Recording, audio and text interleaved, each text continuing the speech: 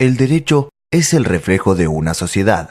Por ello, para que podamos ejercerlo y defenderlo, debemos conocerlo.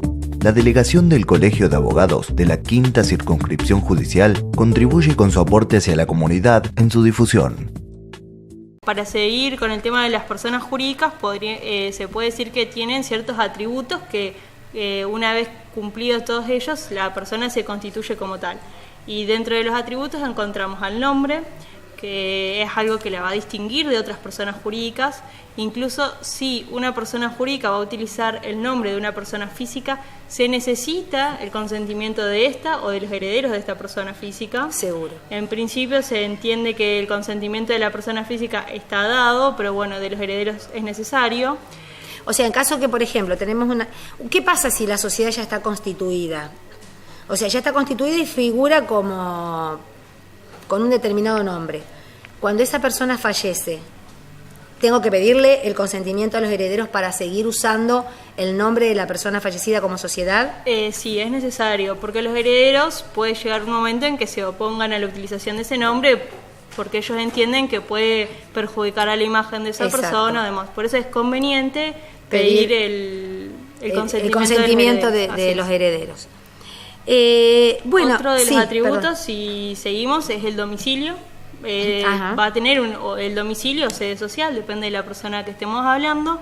Después, esta persona jurídica va a tener un patrimonio que la va a afectar al objeto y una duración, que la pueden establecer los estatutos, o puede ser una duración ilimitada, depende también, ¿no es cierto?, de qué persona estemos hablando. Bueno, y el objeto, que es para qué se constituye esta persona jurídica, es para una actividad empresaria, para una asociación sin fines de lucro, etcétera. Claro. Y con la responsabilidad de la persona jurídica, ¿lo vamos a ver en los casos particulares o podemos dar una definición amplia? ¿Hasta dónde responde una persona jurídica? O no sé. En principio, digamos, la persona jurídica y las deudas de la persona jurídica se responde con el propio patrimonio de esta persona jurídica. El problema es cuando hay actos que se hacen, como ya dijimos, violando, en fraude de la ley, en fraude del orden público o con fines ajenos o extraños a la persona jurídica. O bien que la sociedad constituida sea de una responsabilidad ilimitada. Claro. Que ya estamos, después usted nos va a explicar, ¿no es cierto, doctora?, bien cuál es la diferencia. Esta persona jurídica, digamos, el código nos habla siempre de dos personas, ¿no? La persona física, que es la persona humana, y la persona jurídica, o que llamábamos antes la de existencia ideal.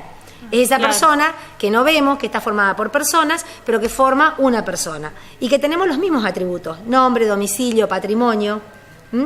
Lo que hay que comentarle a la gente, y hay que hacerse la idea de que una persona jurídica es un sujeto diferente a los miembros que la componen. A los miembros que la componen, exacto. O sea que los actos que realice la persona jurídica no van a afectar, en principio, mientras no se viole la ley, a las personas que la integran. Así es. Por eso siempre decimos, en el caso, por ejemplo, de las personas jurídicas públicas, como el Estado Nacional, que cuando hay un cambio de gobierno, siempre no es la persona que se va, sino que son los actos de gobierno los que seguimos avalando o tenemos que respetar, porque no se trata de quién lo firmó, sino que es el Estado argentino el responsable, o la provincia o el municipio, ¿no?, en el desarrollo, como pasa también en un club. O sea, las decisiones que toma una comisión directiva no es que sean de las personas que integraron la comisión, sino de la institución. Así es. Bueno, dentro de este tema de las sociedades, usted nos iba a hablar, doctora, de las sociedades anónimas unipersonales o de un solo socio. Yo voy a hacer una pequeña acotación en esto, que es un poquito referido a de dónde viene el impulso de este tipo de sociedades. Bueno, esto fue un poco un proyecto de nuestra presidenta Cristina Kirchner. Ella estaba un poco, no digo obsesionada, pero su intención dentro de la modificación del código era que se incluya este tipo de sociedades. ¿Qué pasó? Incluir este tipo de sociedades dentro del código no iba a tener mucha cabida, iba a estar descolocado. Entonces había que hacer una pequeña reforma a la Ley de Sociedades 19.550 para poder incluirla. Por eso se afecta un poco la Ley de Sociedades, que no era la intención en principio. Claro, sí. En principio. Bueno, a través de lo que era su proyecto de ley número 7, ella impulsó este proyecto porque la idea de la presidenta era que con este tipo de sociedades unipersonales y de un solo socio se puede limitar la responsabilidad.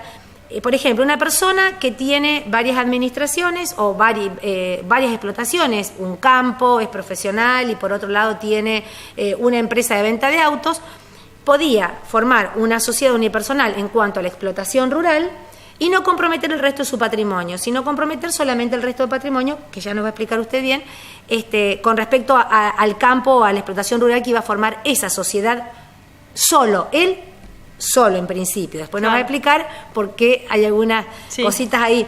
Bueno, o sea, ¿ella qué pretendía? Fomentar la posibilidad de inversiones y delimitar la responsabilidad del socio. Claro, en principio, digamos, la idea originaria de estas sociedades era justamente para traer una solución a las pequeñas y medianas empresas. Claro, y también a la inversión extranjera, porque el tema es decir, bueno, si una multinacional, por ejemplo, me va a instalar una sucursal o una agencia de determinado tipo de explotación o fabricación de un determinado tipo de producto, que pueda limitar solamente su responsabilidad a lo que se instala en Argentina y no al resto, ¿no es cierto?, la sociedad que tiene tal vez en otros países. Pero ¿qué pasó? Cuando esto fue a la comisión redactora y después fue al Ejecutivo de nuevo y qué sé yo, se miró desde otro lugar este tipo de sociedades. ¿Se la miró de qué lugar? Desde el acreedor. Ya no desde el socio unipersonal, sino desde el acreedor.